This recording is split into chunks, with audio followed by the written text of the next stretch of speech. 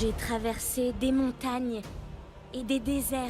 La série Les Anneaux de Pouvoir a intégré les Forts, un groupe d'ancêtres hobbits décrit dans l'histoire de Tolkien. Alors, est-ce que c'est une bonne idée? Bien le bonsoir, mesdames et messieurs.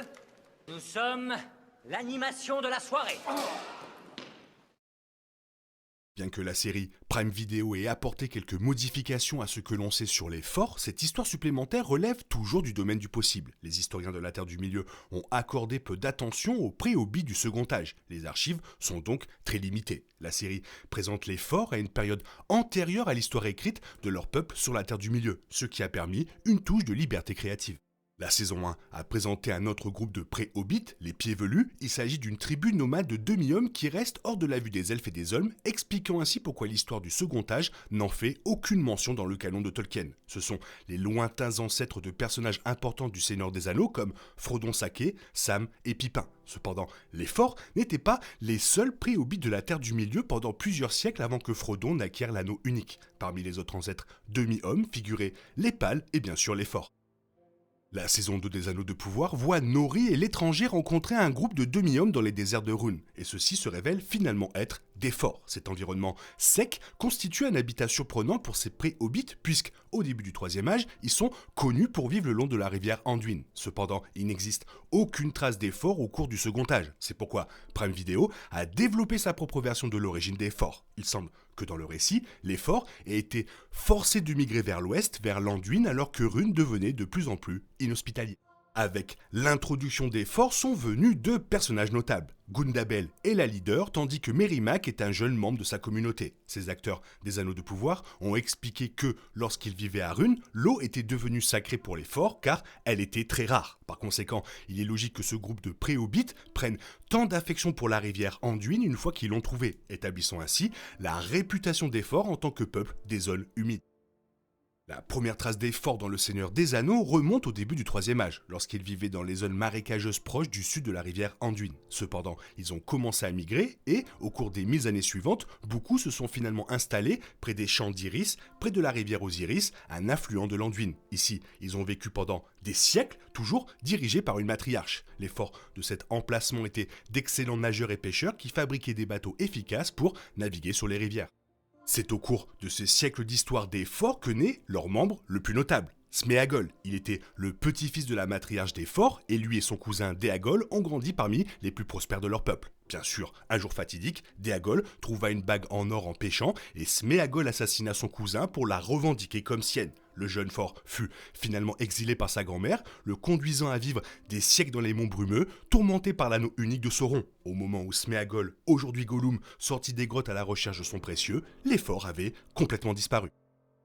Dans les événements du Seigneur des Anneaux, les Pieds Velus, les Forts, les Pâles n'existaient plus. Au fil des années, ils ont lentement migré vers ce qui est finalement devenu la comté et ses régions environnantes, se croisant jusqu'à ce qu'il n'y ait plus que des hobbits. La génétique des Pieds Velus l'a largement emporté puisqu'ils étaient les plus nombreux. Cela signifie que la plupart des hobbits de la comté étaient assez petits, avec des cheveux noirs bouclés et une fascination pour la terre et les choses qui poussent. Cependant, il y avait des signes au sein de la communauté de Frodon selon lesquels certains hobbits descendaient bien des Forts.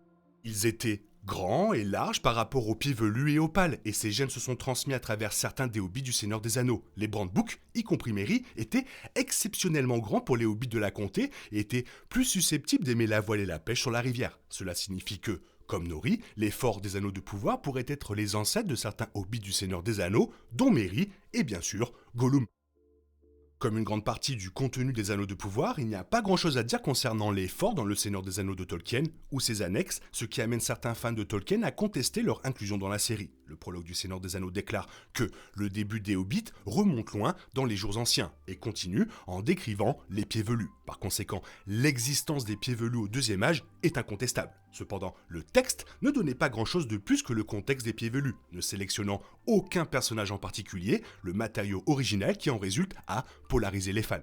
Le contenu original de l'émission prenait du temps qui aurait pu être consacré à raconter des histoires incluses dans le matériel source, ce qui était le nœud du problème pour certains téléspectateurs. De plus, malgré l'existence des Pieds Velus à l'époque, Sauron a complètement négligé l'existence des Hobbits. selon Gandalf. Il s'ensuit que les pré-hobbits ne faisaient rien de célèbre ou de renom au premier ou au second âge. Pour conserver la continuité de toute l'histoire de Tolkien, Nori et Poppy ne devraient pas attirer l'attention de Sauron dans la série. Ce risque a été remarqué par les fans, mais ne s'est pas encore concrétisé.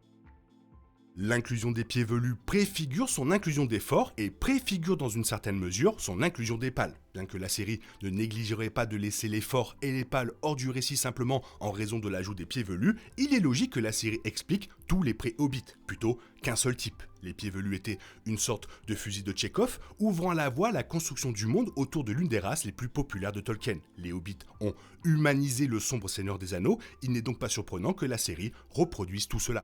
La saison 2 est plus que capable de naviguer avec les pieds velus et les forts sans contredire le matériel source, et son élaboration de courses grossièrement esquissée pourrait être une contribution précieuse à la franchise. La création des forts dans l'est de Run pourrait entraîner leur éventuelle migration vers l'Anduin, résultant à une histoire d'origine pour les hobbits. Le Seigneur des Anneaux fait allusion aux pré-hobbits migrant vers l'ouest, fuyant l'influence de Sauron. Les forts ne satisferont pas tout le monde, comme les pieds velus ne l'ont pas fait, mais ils restent dans le cas de Tolkien. Il pourrait ajouter une nouvelle couche riche à son monde.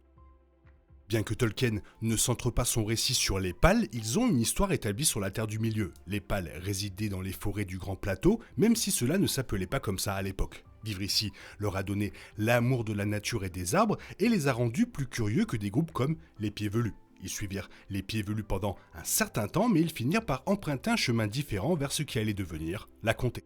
Les détails sur les pieds velus pourraient s'avérer importants dans la série, car c'est un moyen facile d'intégrer les pâles dans l'histoire de la série Amazon. Selon l'histoire de Tolkien, les pâles entretenaient également des relations avec les autres races de la Terre du Milieu, et furent les premiers hobbits à utiliser le langage commun de la Terre du Milieu. Cela leur donne un moyen facile d'entrer dans le conflit des anneaux de pouvoir, car ils sont plus impliqués dans les affaires de la Terre du Milieu que les pieds velus ou les forts.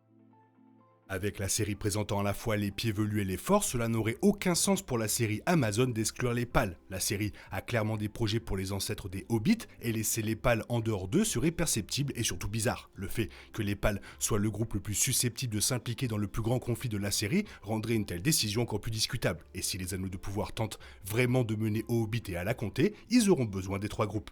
Bien sûr, cela pourrait prendre un certain temps avant que nous rencontrions le dernier groupe d'ancêtres hobbits. La saison 2 comporte de nombreux personnages et d'intrigues, il va falloir jongler, et présenter les forts pourrait suffire pour cette saison. Avec le plan de 5 saisons de l'émission Amazon, il n'y a aucune raison non plus de précipiter l'entrée des pâles. Il est logique de les intégrer naturellement dans l'histoire, surtout à mesure qu'elle se rapproche du troisième âge. Espérons que la série rende justice à leur histoire. Après tout, la série entre dans de nouveaux territoires en s'intéressant à de tels personnages.